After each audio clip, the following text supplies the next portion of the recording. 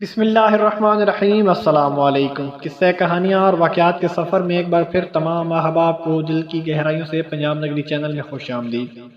احباب، آج کا ہمارا ٹاپک ہے 2.5 کلندر کیا ہے۔ آج کی ویڈیو بہت ہی دلچسپ ہونے والی ہے، پلیز ویڈیو کو اینڈ تک لازمی دیکھنا۔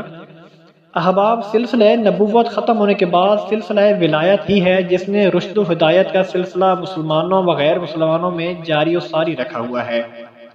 اسی سلسلہ ولایت تصوف میں ایک اصطلاح کلندر کی بھی ہے۔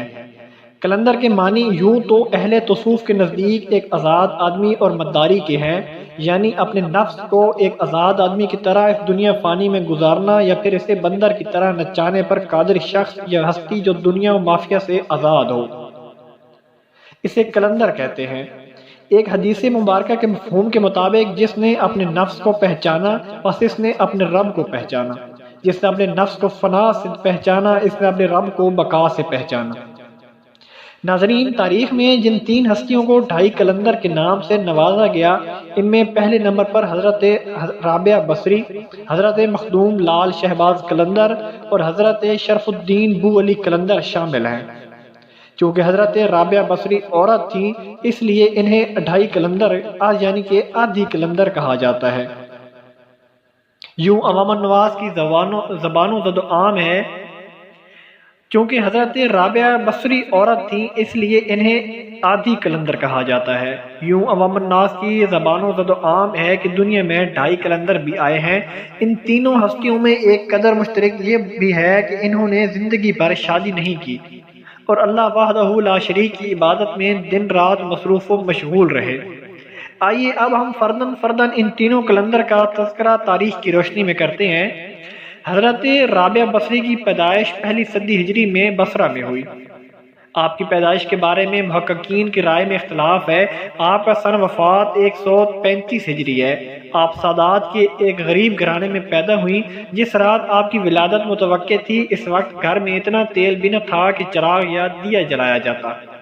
آپ کی والدہ محترمہ نے اپنے شوہر سے کہا کہ آپ ہمسائے سے تھوڑا سا تیل ہی لے آئیں تاکہ گھر میں کچھ اجالا ہو سکے، مگر چونکہ وہ دل میں عہد کیے ہوئے تھے کہ اللہ وحدہ لا شریک کے سوا کسی سے کچھ نہ مانگیں گے، سو ہمسائے کے گھر کے باہر ہی سے بغیر کچھ مانگے لوٹ کر آ گئے اور گھر آ کر کہا کہ وہ دروازہ نہیں کھول رہے۔ اسی پریشانی میں انہیں اونگ آ گئی تو خواب میں حضور اکرم صلی اللہ علیہ وآلہ وسلم کا دیدار ہوا۔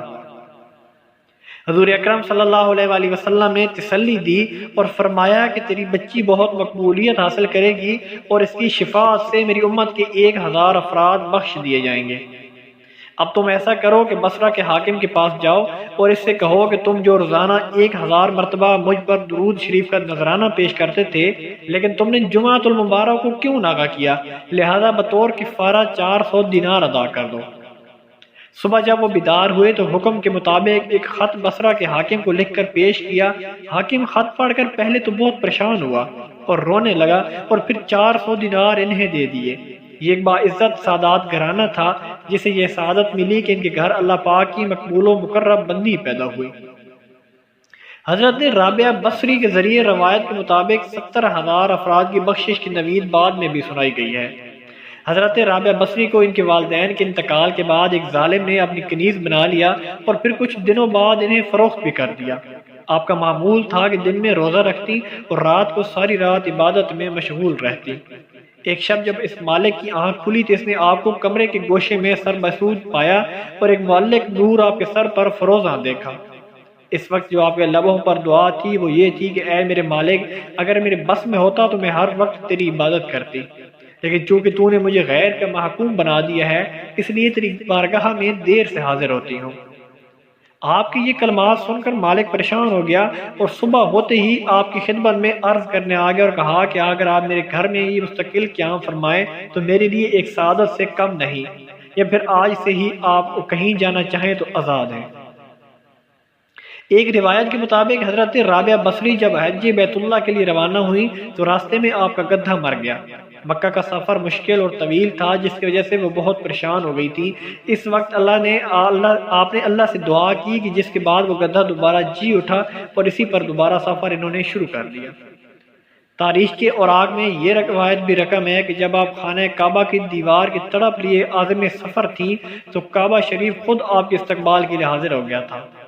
آپ عشق الہی میں ڈوبی رہتی تھی، انہیں کھانے پینے کی بھی کوئی حاجت نہیں ہوتی تھی۔